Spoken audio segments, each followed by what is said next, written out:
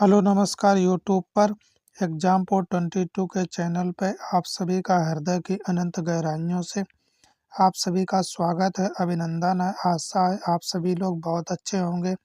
आप लोगों की तैयारी भी बहुत अच्छे से चल रही होगी। साथियों, जो लोग चैनल पे नए जुड़े हैं चैनल को सब्सक्राइब कर दें, शेयर कर दें। लास्ट में कमेंट करके बताना कि आज का सेशन कैसा रहा।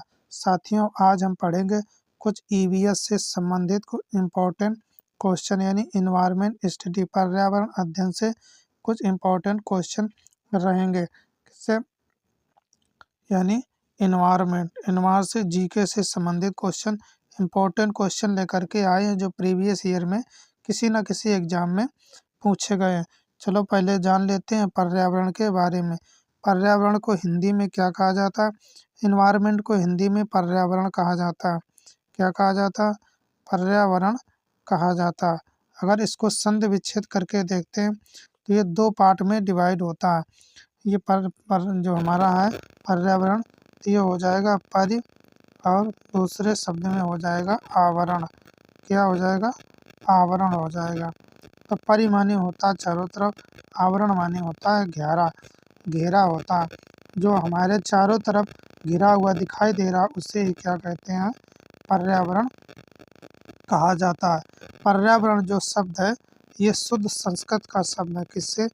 पर्यावरण जो शब्द है ये संस्कृत का शब्द है। तत्जव तत्भव तत्जम शब्द पढ़े होंगे हिंदी में। जो शब्द संस्कृत हिंदी में तत्भव में वे शब्द होते हैं जो संस्कृत के शब्द हिंदी में ज्यों के त्यों प्रयोग किए जाते हैं, उन्हें तत्सम शब्द कहते हैं। तो हिंदी में जो पर्यावरण प्रयोग किया गया है ये तत्सम शब्द है। ये संस्कृत भाषा का शब्द है पर्यावरण, जिसको हम संधि विच्छेद करते थे परि प्लस आवरण, जिसका अर्थ होता है परि माने चारों तरफ, आवरण माने घिरा, वैसे पर्यावरण कहते हैं। और जान लेते हैं पर्यावरण के बारे में यानी इन्वायरमेंट शब्द जो है ये किस भाषा से लिया गया है? ये बहुत ही अच्छा क्वेश्चन पूछ देता है कभी कभी। तो ये फ्रेंच भाषा से लिया गया। किससे लिया गया? फ्रेंच भाषा से लिया गया। फ्रेंच भाषा में कौन से शब्द से बना है? इन्वायरोनर से बना है। किससे बना है? इन्वायरोनर से बना है। अच्छा क्वेश्चन कभी कभी ये पूछ देता है। तो किससे बना है? इन्वायरोनर से बना हुआ है इन्वायरमेंट। इन्वायरोनर जो शब्द है इसी से क्या बना हुआ है? हमारा इन्वायरमेंट बना हुआ, जिसका अर्थ था पर्यावरण। और पर्यावरण शब्द जो है संस्कृत भाषा का शब्द है। इन्वायरमेंट शब्द जो है वो फ्रेंच भाषा का शब्द है। और किससे बना है? इन्वायरोनर से बना है। अभी हमने जान लिया है एक जनरल डिटेल इन्वायरमेंट के बारे में, जनरल चीज़ें जान ली जो क्वेश्चन में कभी कभी पूछ देता है। आइए इससे संबंधित हम इम्पोर्टेंट क्वेश्चन देखते हैं। तो आज का हमारा पहला क्वेश्चन अच्छा क्वेश्चन है, देखते हैं। जीवमंडल और पर्यावरण के मध्य सुनियोजित संबंध को क्या कहते हैं? किसके मध्य पूछा गया है? जीवमंडल और वातावरण के मध्य को जो संबंध स्थापित होता है इन दोनों के मध्य में, वातावरण और जीव जगत में जो है प्राणी, पशु पक्षी और जो वनस्पति और वातावरण से संबंध जो रखते हैं उन्हें क्या कहा जाता है? ये पूछा गया। तो किससे क्या कहा जाता है? पारिस्थितिकी तंत्र कहा जाता है। क्या कहा जाता है? पारिस्थितिकी तंत्र कहा जाता है। पारिस्थितिकी तंत्र को अंग्रेजी में क्या कहते हैं? तो इसे इकोसिस्टम कहा जाता है। क्या कहा जाता है? इकोसिस्टम कहा जाता है। क्या कहते हैं? इकोसिस्टम कहते हैं। ये इकोसिस्टम जो शब्द है ये किसने दिया था? ये पूछ देता है कभी कभी। तो इकोसिस्टम जो शब्द है ये टेंसले ने दिया था। किसने दिया था? टेंसले ने दिया था इकोसिस्टम शब्द। और कब दिया था? 1935 में दिया था। ये जो इको सिस्टम जो शब्द है, पारिस्थितिकी तंत्र जो शब्द है, ये किसने कब दिया गया था? तो 1935 में दिया। किसने दिया था? एजी टेंसले ने दिया था। अंग्रेजी में इसे इकोसिस्टम कहते हैं। आइए नेक्स्ट क्वेश्चन देखते हैं। नेक्स्ट क्वेश्चन क्या है? सेकेंड नंबर कछुआ लिखा है साथियों। कछुआ नहीं होता, पछुआ होता है। क्या होता? पछुआ होता है। पछुआ पवने आप लोगों ने सुनी होगी, तो पछुआ होता है। तो क्या है, पछुआ हवाएं किस कारण चलती हैं? जो पछुआ हवाएं होती हैं वो किस कारण चलती हैं? तो पछुआ हवाएं जो होती हैं चक्रवाती वर्षा के कारण चलती हैं। जब हमारे चक्रवाती वर्षा होती है उसी के कारण पछुआ पवनें चलती हैं। आइए नेक्स्ट क्वेश्चन देखते हैं। नेक्स्ट क्वेश्चन क्या है, उस स्थान का नाम पूछा गया है जहाँ ठंड के दिनों में बरसात होती है। कब पूछा गया, यानी सर्दियों में बरसात होती है तो कहाँ होती, तमिलनाडु के तट पर। अगर नीचे हम देखेंगे भारत के नक्शे में इस तरीके से, तो इस एरिया में जो तमिलनाडु का तट रहता है यहाँ से, तो वहाँ पे ज़्यादा वर्षा होती है। कहाँ पे, तमिलनाडु के तट पर सबसे ज़्यादा वर्षा होती है। कब, ठंडियों में, यानी ठंड के समय में वर्षा होती है। वर्तमान में अगर देखा जाए तो तमिलनाडु की राजधानी क्या रहेगी? हाँ, तो तमिलनाडु की राजधानी क्या है, चेन्नई है। क्या है, तमिलनाडु की राजधानी जो है वो चेन्नई है। वर्तमान में इस समय चेन्नई है। और वर्षा होती है ठंडियों के समय, यानी ठंड के समय भी वर्षा होती है तमिलनाडु के तट पर। आइए अगला क्वेश्चन देखते हैं। भूमि के कितने प्रतिशत भाग पर जल विद्यमान है? भूमि में पूछा गया पृथ्वी पर कितने प्रतिशत जो है जल जो है वो विद्यमान है, वाटर कितने प्रतिशत है? तो कितने प्रतिशत वाटर है, 71%, यानी 71% हमारा क्या है, पानी है। यानी 71% जल जो है पृथ्वी पर, 71% जल है। आइए अगला क्वेश्चन देखते हैं। अगला क्वेश्चन है, उस गैस का नाम बताना है जो ओजोन गैस की परत को धीरे धीरे नष्ट कर रही है। क्या ओजोन परत के बारे में पूछा गया, किसको, ओजोन परत को क्या कर रही है, नष्ट कर रही है। तो वो कौन सी गैस है, CFC है। कौन सी गैस है, CFC। इसे क्या कहा जाता है, CFC ऐसे लिखते हैं, मगर इसका फुल फॉर्म होता है क्लोरोफ्लोरोकार्बन। क्या होता है, क्लोरोफ्लोरोकार्बन कहा जाता है। ये ओजोन परत को नष्ट करने का कार्य करती है। और देख लेते हैं इसके बारे में, ओजोन परत के बारे में। ओजोन परत जो है वो किस मंडल में पाई जाती है? मंडल अगर देखते हैं, ओजोन परत किस मंडल में पाई जाती है? तो समताप मंडल में पाई जाती है। कहाँ पाई जाती है, समताप मंडल में ओजोन परत पाई जाती है, जिसे जीवन रक्षक भी कहा जाता है। और इसे 3 ऑक्सीजन अणुओं से मिलकर बनती है। आइए अगला क्वेश्चन देखते हैं। इम्पोर्टेंट क्वेश्चन क्या है, वायुमंडल की सबसे ऊपर वाली परत को क्या कहते हैं? नाम पूछा गया, वायुमंडल में जो सबसे ऊपर वाली परत होती है उसे क्या कहा जाता है? तो उसे बाह्य परत कहा जाता है। सबसे ऊपर वाली परत को क्या कहते हैं, बाह्य परत कहते हैं। मगर वायुमंडल की परतों के बारे में जानते हैं तो ये 5 भागों में डिवाइड की गई हैं। वायुमंडल की परतें 5 भागों में, किसमें डिवाइड गई, 5 भागों में। तो पहली हमारी कौन हो जाती है, क्षोभ हो जाती है, फिर समताप हो जाती है, इसके बाद मध्यमंडल हो जाती है, आयन मंडल हो जाता है। इसको हमने डिटेल में ऑलरेडी पढ़ा रखा है, मगर हम बता दे रहे हैं फिर से, इससे आप लोगों को रिवीजन हो जाए। और इसके बाद हमारा बहिर्मंडल आ जाता है। तो क्षोभ मंडल हो जाते हैं। पहला कौन हो जाएगा, क्षोभ मंडल, समताप मंडल, मध्यमंडल, आयन मंडल और वायुमंडल। तो 5 भागों में वायुमंडल की परतों, वायुमंडल पृथ्वी का जो वायुमंडल है 5 भागों में डिवाइड किया गया है। आइए नेक्स्ट क्वेश्चन देखते हैं।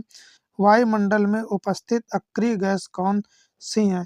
ये तो एक गैस है, मगर हम और भी बताएंगे। वायुमंडल में उपस्थित कौन सी गैस पूछी गई, अक्रिय गैस, इनएक्टिव गैस पूछी गई, तो आर्गन होती है। अगर इनएक्टिव गैस को देखते हैं तो और भी इनएक्टिव गैस जो होती हैं ये कितने प्रकार की होती हैं, 6 प्रकार की होती हैं इनएक्टिव गैस।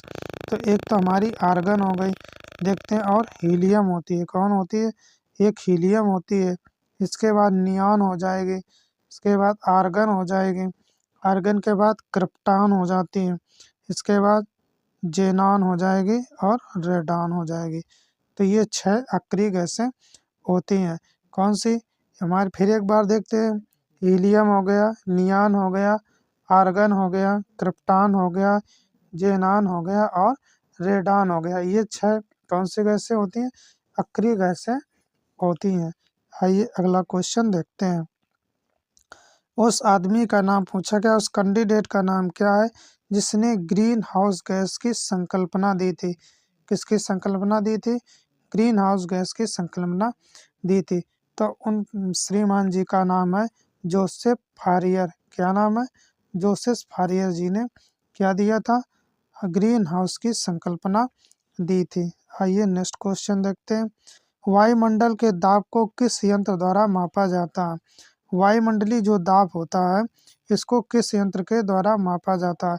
तो किससे मापा जाता है? बैरोमीटर के द्वारा मापा जाता है। वायुमंडलीय दाब को किससे मापा जाता है? बैरोमीटर के द्वारा मापा जाता है। आइए नेक्स्ट क्वेश्चन देखते हैं। अगला क्वेश्चन है, वह राज्य कौन सा? राज्य यानी स्टेट के बारे में पूछा गया है जहाँ सबसे पहले मानसून आता है। मानसून जो है वो सबसे पहले आता है, ये पूछा गया है। तो मानसून जो है सबसे पहले कहाँ आता है? केरल में आता है। केरल में अगर देखेंगे दक्षिणी में भारत के नक्शे में तो यहाँ ऐसे केरल बसा हुआ था। जो भी हवाएं आती तो यहाँ से टकराती हैं, पहले 2 जगह यहाँ से होकर के ऐसे पूरे भारत में वर्षा करती हैं। तो सबसे पहले कहाँ आती हैं? केरल में आती है। तो केरल की वर्तमान में राजधानी क्या है? तिरुवनंतपुरम है। कौन सी है? तिरुवनंतपुरम है। कौन सी है? वर्तमान में अगर राजधानी देखी जाए तो तिरुवनंतपुरम है। आइए नेक्स्ट देखते हैं आज का क्वेश्चन। जीवमंडल पर ऊर्जा का एकमात्र स्रोत क्या है?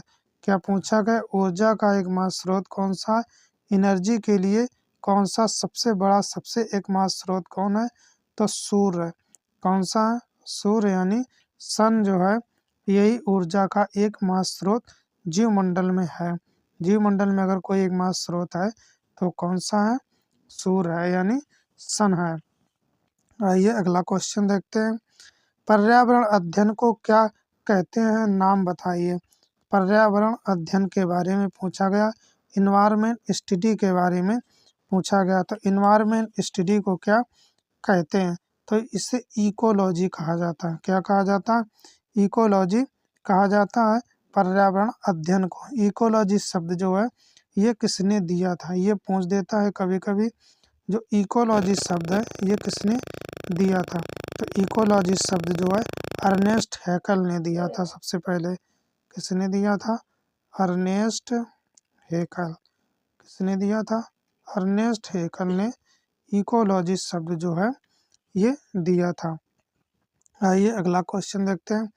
फैरल का नियम किस संबंध है? फैरल का जो नियम है, फैरल ने जो अपना नियम दिया था वो किससे संबंधित है? तो हवाओं की दिशा से संबंधित है। ये कैसे? चलो इसके बारे में थोड़ा सा जान लेते हैं। फैरल का जो नियम रहा है, इन्होंने क्या दी? पृथ्वी की गति। क्या पूछा गया था? पृथ्वी जो हमारी गति करती है, मोशन करती है, पृथ्वी की गति। पृथ्वी की गति के कारण जो हवाएं होती हैं वो लेफ्ट राइट यानी उत्तरी गोलार्ध और दक्षिणी गोलार्ध की ओर मुड़ जाती हैं।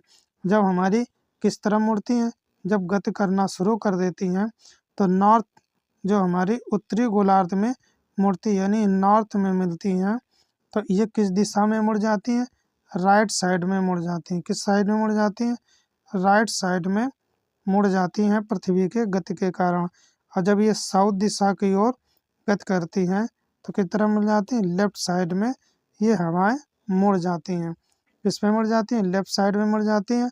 और नॉर्थ की ओर गति इससे गति होती है तो उत्तरी गोलार्ध की तरफ, राइट की तरफ, बाएं तरफ, दाहिने तरफ मुड़ जाती हैं। और जब साउथ गोलार्ध की तरफ चलती हैं तो ये बाएं साइड में मुड़ जाती हैं। ये फेरल का नियम है। पृथ्वी की गति के कारण हवाएं जो होती हैं इधर उधर लेफ्ट राइट घूमती है, दाएं बाएं घूमती हैं।